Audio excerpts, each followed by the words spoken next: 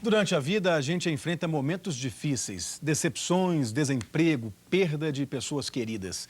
Situações que nos tiram a alegria, nos deixam melancólicos, com uma tristeza profunda. Mas esses sentimentos também podem surgir sem uma razão aparente e é preciso saber como enfrentá-los. É sobre isso que nós vamos conversar hoje com o psiquiatra e homeopata Aloysio Andrade. Boa tarde, doutor. Boa tarde, Lair. O que acontece quando a gente se sente triste? O contrário da Carolina, né? Nós vimos aí o exemplo oposto, né? De aquela pessoa cheia de motivações, cheia de sentido para a vida, né? A melancolia, na verdade, tem a ver com a ideia do sombrio, tem a ver com a ideia do pouco iluminado, do pouco claro. Então, a melancolia, ela tem a ver com o temperamento da pessoa. A pessoa pode ter um temperamento melancólico, pode ter essa tendência mais sensível, essa tendência mais ensimesmada, voltada mais para dentro de si mesmo, ou pode acontecer por situações externas, a perda de um parente querido, a perda de um trabalho, de um emprego. Então, a gente tem a melancolia como uma tendência natural e temos a melancolia, ou seja, a tristeza que vem de fatos externos. Quer dizer, melancolia é tristeza e tem gente que tem essa tendência também? Sim, Isabela, a gente pode dizer que são sinônimos praticamente, detalhes pequenos de diferença, mas na prática, melancolia e tristeza são a mesma coisa e significam, naquele momento, uma falta de perspectiva, uma falta de capacidade de temperar a vida com esperança, com fantasia. Então, o momento melancólico é até entendido, Isabela, como sendo um momento necessário para algumas fases da nossa vida. A gente já discutiu aqui, já falamos com o telespectador a questão das crises biográficas, dos momentos existenciais em que a pessoa precisa de ter mesmo uma reflexão, ela precisa de dar uma parada.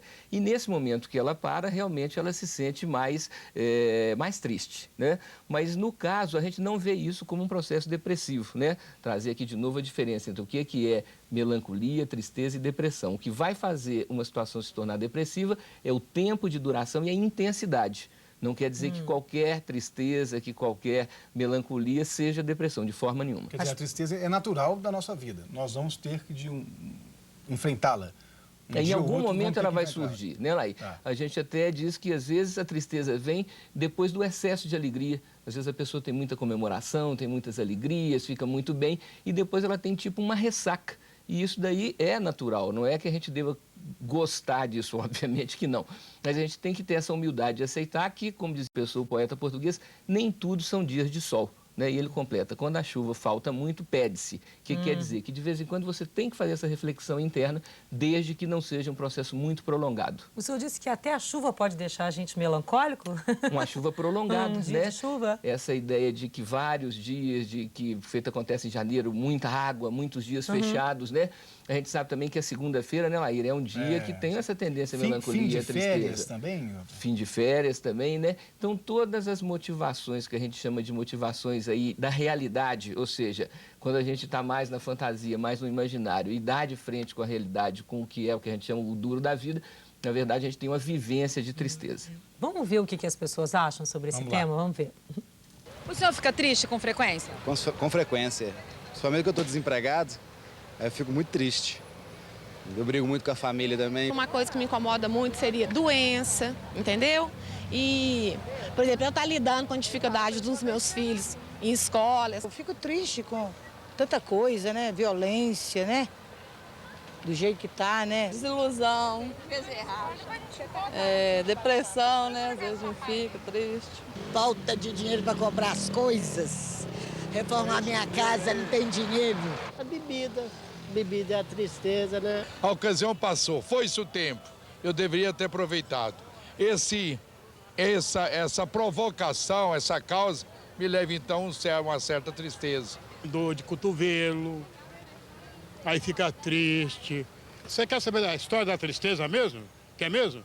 Tristeza não tem fim, felicidade sim.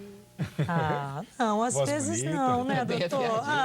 Afinal. Mas aqui, é cantando que a gente espanta essa melancolia? Das duas maneiras, Isabela. Cantar, ouvir músicas mais alegres, né? As músicas de Mozart têm muito essa tendência a trazer um clima mais primaveril, vamos dizer assim. A gente estava falando de fatos externos, né? Os fatores externos. O inverno, o outono trazem mais tendência à melancolia.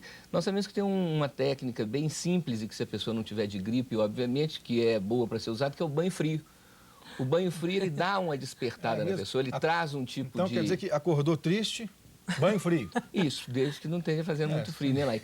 Mas na prática a gente sabe que o banho frio ajuda, né? A questão da música, a questão de cantar. Tem algumas leituras também, que são leituras que levantam mais o astral da pessoa, né? E as boas companhias, né, Laís? Você tem pessoas que são pessoas que, mesmo quando você está atravessando um momento de tristeza, não é que elas vão te deixar alegres, mas elas vão fazer com que essa tristeza seja uma tristeza mais produtiva. Porque toda tristeza é uma oportunidade da gente rever nossos valores, todo momento de desânimo pode ser utilizado como uma forma da gente transformar os nossos motivos em outros ou complementá-los. Então, é uma oportunidade. Quer dizer, nós é que temos que buscar isso, então. Buscar, então, mudar o que a gente chama de... se for necessário. fazer o que a gente chama de pedagógico, né? Assim, tudo que acontece na nossa vida pode servir como uma lição, como um aprendizado, né? Os obstáculos, as dificuldades e a própria tristeza. Quando você, então, busca uma pessoa que tem um clima existencial melhor, não é que você vai anestesiar a sua tristeza, mas você vai fazer com que ela não te faça sofrer tanto. Porque ao sofrer com a tristeza, a tendência da pessoa, então, é aumentar o seu desânimo, é diminuir sua capacidade de reação. Nesse finalzinho, assim, muita gente deve estar dizendo assim, às vezes eu fico triste, não tem motivo, uma melancolia, existe isso também? Quer dizer, sem motivo a pessoa um dia... De uma hora para outra? E a gente falou uma época aqui, depois a gente pode até voltar ao tema, das crises biográficas, daqueles momentos, então, que a pessoa precisa de rever sua vida. Então, ela não precisa de ter problemas, ela está no momento de fazer uma revisão. E lembrar também que situações simples como a anemia, né, a falta de ferro, o ferro é um elemento pouco absorvido pelo intestino, às vezes a pessoa está até se alimentando bem, mas está com um déficit de ferro, pode trazer essa falta de força, essa falta de pique.